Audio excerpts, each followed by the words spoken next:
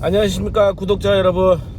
오늘 드디어 제가 구독자 1000명을 돌파했습니다.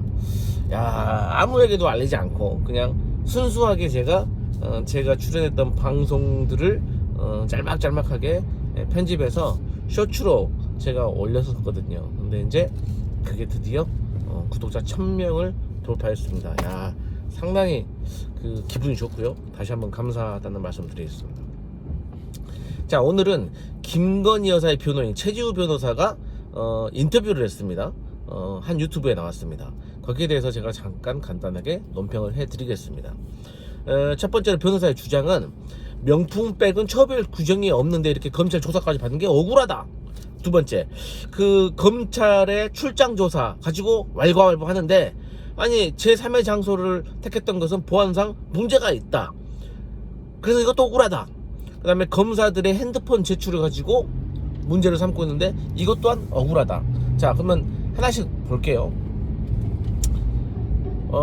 가장 이제 충격적인 내용부터.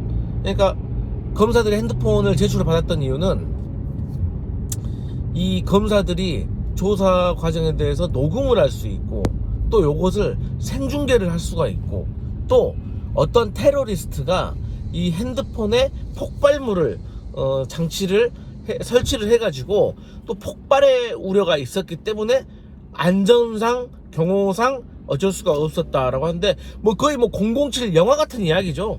예, 그러니까 매를 번다는 말이 이럴 때 나오는 겁니다. 그러니까 저는 핸드폰이 폭발할 가능성보다 지금 국민들이 폭발하게 생겼어요. 김건희 여사하고 그 주변에 있는 대통령실, 그리고 그 주변 측근들의 이 답변 태도, 이 생각들 너무나도 황당하다. 건국 이래 어떤 영부인이 최초로 가서 협조적으로 조사를 받았다고 주장을 하는데, 그렇게 따진다면 건국 이래 어떤 영부인이 이렇게 많은 의혹과 논란을 가지고 있었습니까? 그리고 저는 이 김건희 여사의 변호인의 주장에 대해서 검사들이 가만히 있으면 안 된다고 생각을 해요. 이원석 검찰총장 이빨 빠진 호랑이가 아니라, 이빨 빠진 고양이가 돼버렸어요. 이 정도 되면은 불만을 표시하고 사의표명이라도 해야 되는 거 아니겠습니까?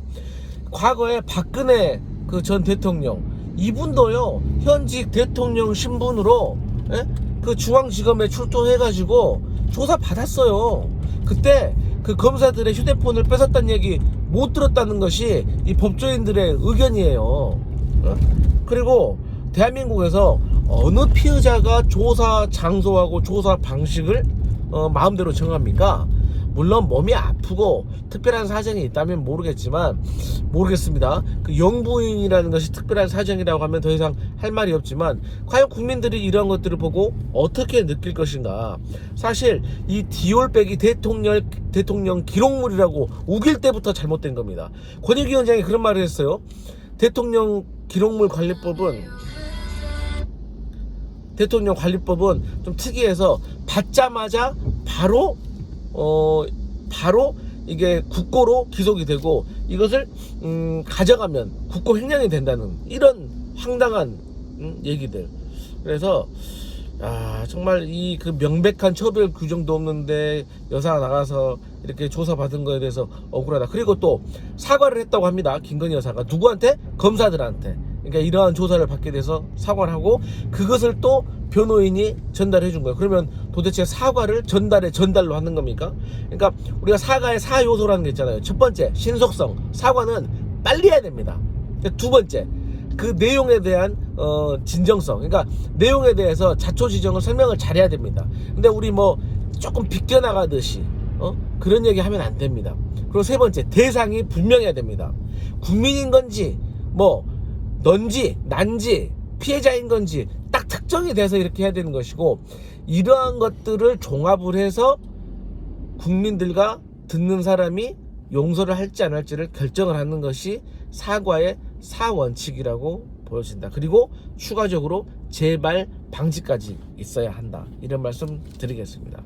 자, 저는 잠시 후 10시 45분에 MBN 프레스룸 라이브에 출연합니다. 많은 시청 바랍니다.